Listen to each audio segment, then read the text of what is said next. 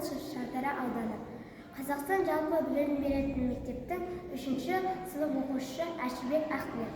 Мұқағали Мақатай, арманым тіл көз ілген.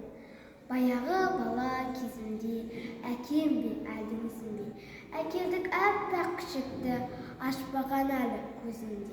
Өсірдің көңілін қалдырмай, мойнына қарғы салдырмай, әлжуаз әппақ күшігім, ақ тазы болды қанжырдай, әжуан мысқыл әзілмен, қайтейін онды ұятты, өнемін әппақ тазымен, ұялаш күшік сияқты.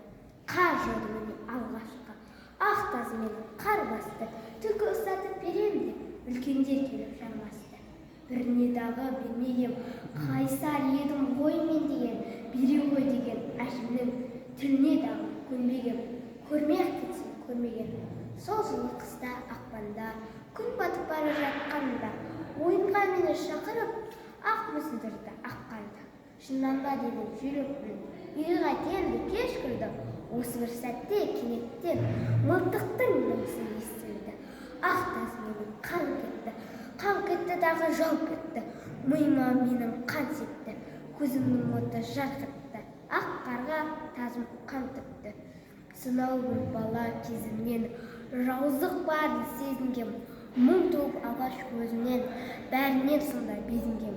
Келемін бірақ төзімен, айыра көрме сезімнен, арманым тірі көз ілген.